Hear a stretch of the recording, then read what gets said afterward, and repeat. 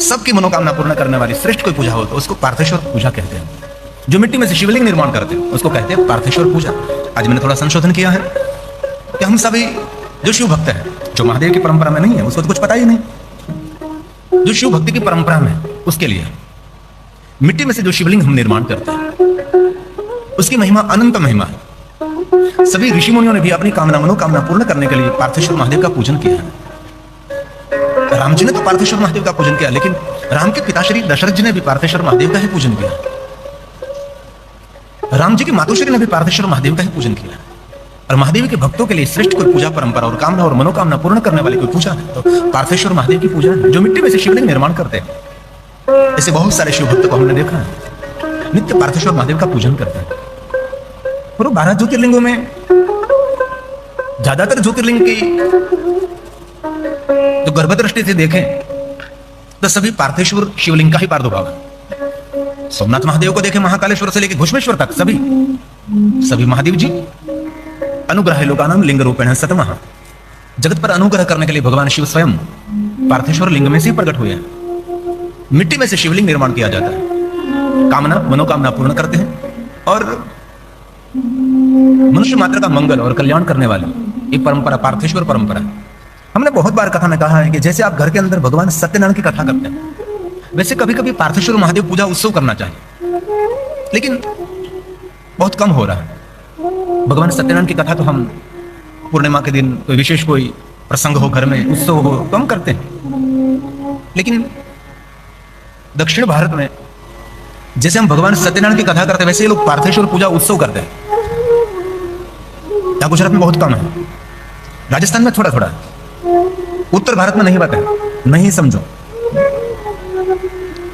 तो पार्थेश्वर महादेव की पूजा कोई विद्वान ब्राह्मणों के द्वारा भी करा सकते हैं, कोई विद्वान ब्राह्मण आपके पास नहीं है तो आप स्वयं भी कर सकते हैं। और पार्थेश्वर महादेव की पूजा की विशेषता यह है कि कुछ गलती इसमें आपने कर दी तो कभी दोष नहीं लगता। वैसे तो भगवान शिव जी की पूजा में कुछ भी गलती हो जाए कभी शिव जी किसी को दोष देते ही नहीं। मुझे कहने में गौरव हो रहा है, विश्व के सभी देवताओं में क्षमा देने वाला कोई श्रेष्ठ देव है तो भगवान महादेव है।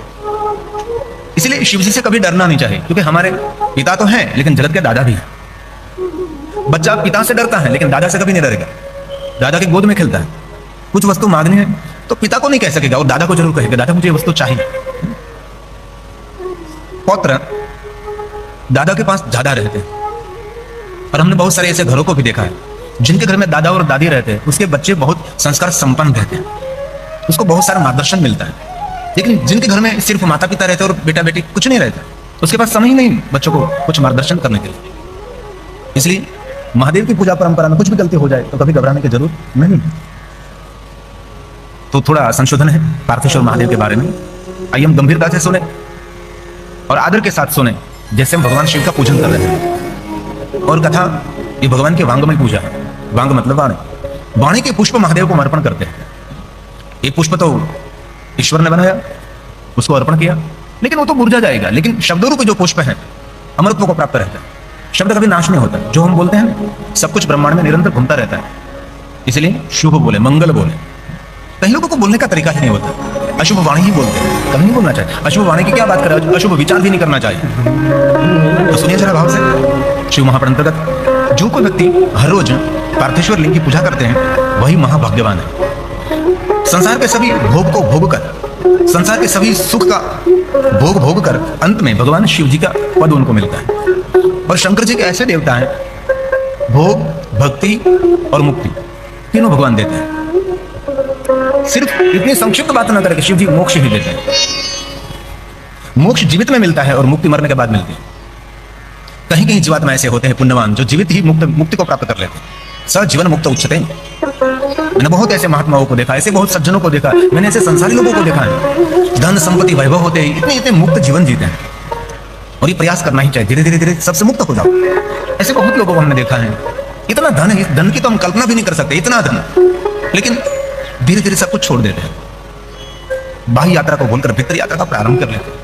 शिव जी भोग देते हैं। भोग मतलब जीवन जीने की सुविधा, उसको भोग कहा जाता है। एक दृष्टि से नहीं लिया जाए, भगवान शिव जी को प्रसाद अर्पण करते उसको भी भोग कहा जाता है। संसार की जो सुविधा, संसार में जीने के लिए जो व्यवस्था चाहिए उसको भी भोग कहा, सुविधा शिव जी देते हैं। धन निर्धन को देत सदा ही, जो कोई जहां से हो फल पाही।